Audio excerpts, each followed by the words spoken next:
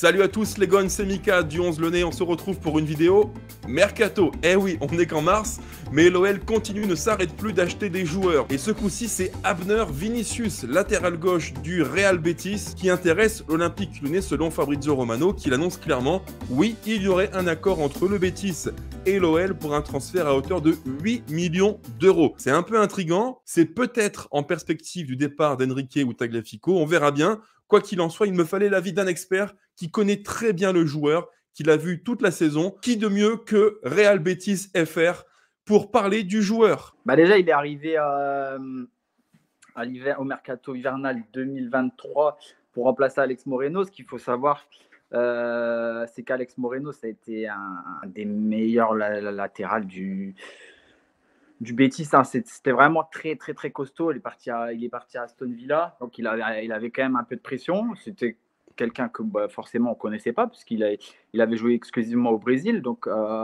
si je ne me trompe pas, c'était Atlético Paranense, un truc comme ça. Ouais, c'est ça. Donc, moi, je ne connaissais pas. Après, moi, j'ai beaucoup de points négatifs de lui, parce que forcément, il a vraiment...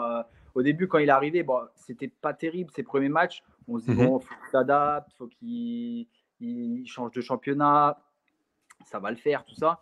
Et petit à petit, en fait, il s'est vraiment pas vraiment adapté, il n'a pas vraiment haussé le niveau. Donc, on s'est dit, c'est compliqué. Pour te décrire un peu le joueur, Dis-nous tout, vas-y. Donc, défensivement, c'est pas terrible. Il nous a coûté beaucoup de buts cette saison, franchement. Il nous a coûté beaucoup de buts, donc il est souvent pas au marquage, il est souvent en retard, il fait pas mal de fautes. Il est pas lent, mais il est pas non plus hyper rapide pour un latéral. Donc il est souvent pris dans son dos, un poids pour la défense, on va dire. Offensivement, les latéraux du Betis, ils doivent quand même apporter énormément. Je pense qu'à Lyon aussi, maintenant c'est le football moderne.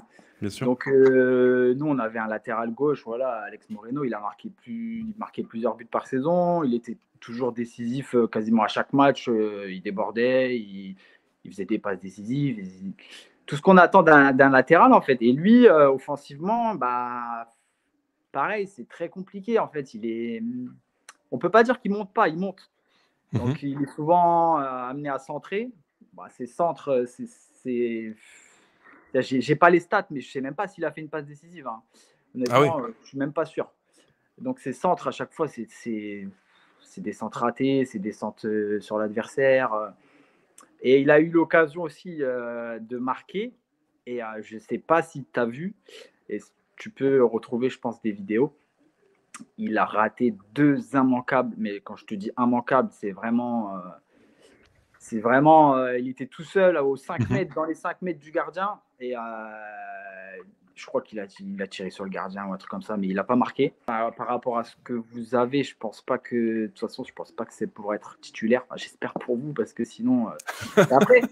Après, comme j'ai dit, moi, sur mon compte, moi, je vais parler que de ce que moi, j'ai vu. Après, je ne veux pas dire que c'est un joueur hyper nul, parce que je sais très bien qu'il peut changer de championnat, se révéler et s'améliorer. Point positif, comme ça, c'est vrai que c'est compliqué. Je ne saurais même pas en sortir un, parce qu'en fait, déjà, physiquement, il est quand même frêle, donc il se fait aussi souvent bouger. Il se projette pas non plus vers l'avant.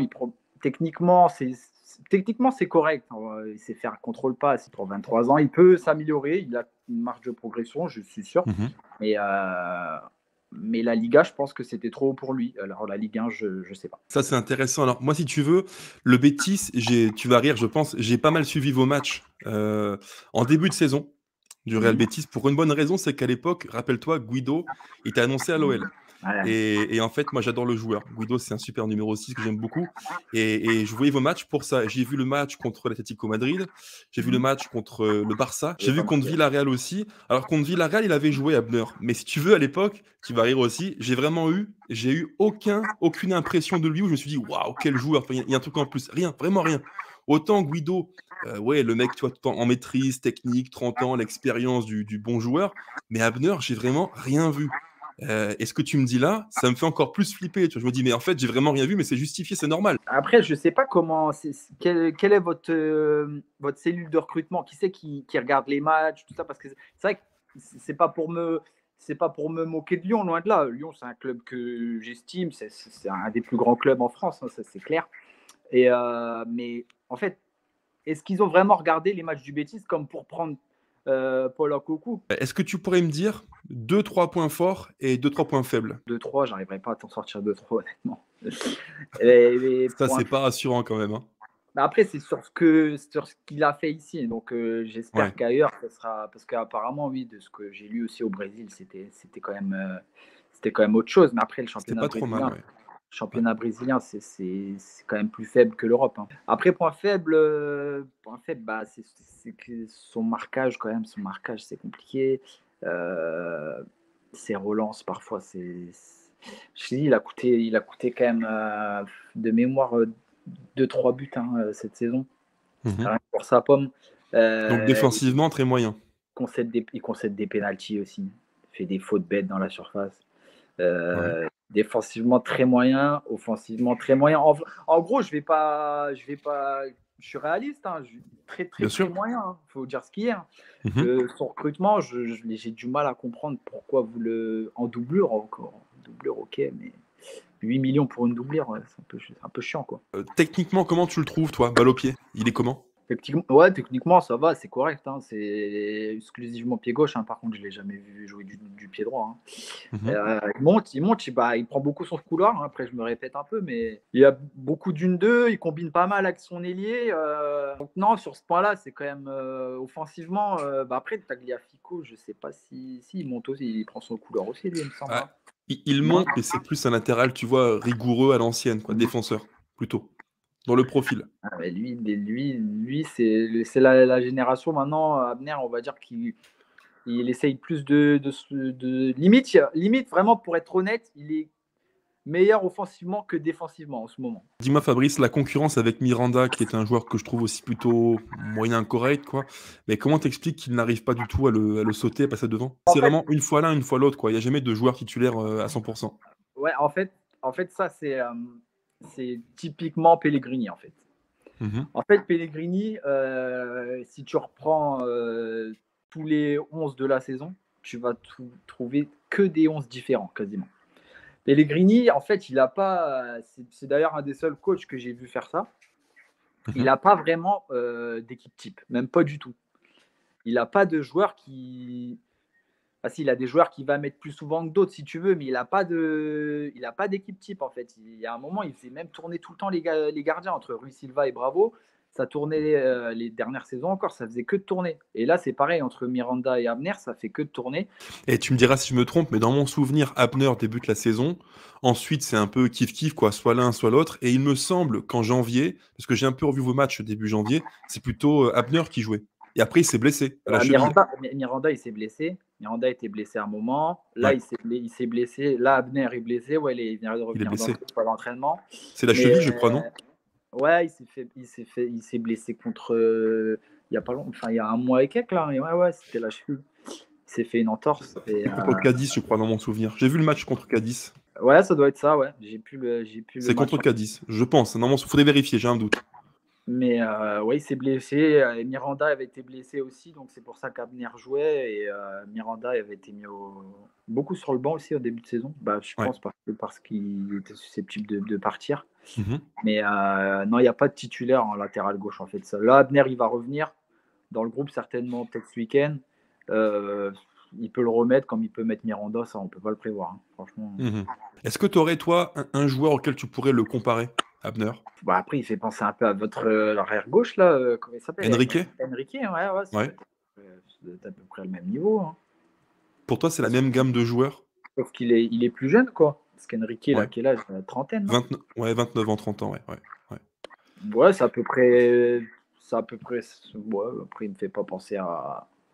Après, c'est un peu le même style que Miranda aussi, hein, sauf que Miranda est quand même meilleur offensivement. Ouais. Mais ouais, après, ça fait pas rêver. Hein. Après, il faut être honnête. Moi, j'en pouvais plus. Hein. Si tu regardes mes tweets sur lui, franchement, pourtant, j'ai pas l'habitude de dézinguer plus de joueurs que ça. Pourtant, cette saison, il y en aurait pas mal à dézinguer parce qu'il y en a pas mal qui sont Ouais. pas au niveau. Mais lui, quand même, c'est fort parce que, comme je le répète, passer d'Alex Moreno à ça, c'est compliqué. 2 questions pour finir, Fabrice. Dis-moi, si tu étais dirigeant de l'OL, est-ce que tu signerais Abner Vinicius? Non, déjà, si j'étais dirigeant de l'OL, je pense que j'aurais regardé les matchs d'Abner, ce qui n'a peut-être pas dû être fait. Et non, non, bah non, clairement. Ah, ou sinon, si je le signe, c'est une opération bénéfique pour l'OL, c'est-à-dire déjà pas 8 millions. Je sais pas, un prêt ou un échange de joueurs. Et pour finir, dis-moi, est-ce que tu pourrais nous donner une bonne raison d'être content de le voir chez nous? Une seule. Trouve-moi une, s'il te plaît. Rassure-moi. Une bonne raison. Mais après, l'objectif de Lyon, c'est quoi? C'est Tagliafico, il va partir du coup. Logiquement, oui, il devrait partir. Tout Et comme Enrique, d'ailleurs, les deux. Hein. Enrique aussi. Ah ouais, vous Oui, les changez deux. les deux. Ouais, ouais. Une bonne raison, bah, je sais pas. Non, franchement, je ne saurais pas. Eh ben, écoute, franchement, là, c'est terrible. Je ne saurais pas t'en donner. Mais après, je pense que, ouais, comme tu disais, je pense que peut-être c'est pas pour Lyon, c'est peut-être pour Botafogo. Ou si c'est pour Lyon, peut-être que vous allez recruter, j'espère pour vous, un titulaire et que lui sera doublure. On t'a envoyé Fekir il y a quelques saisons. Tu nous envoies Akoku et Abner. Je pense qu'il est grand temps d'inverser la tendance.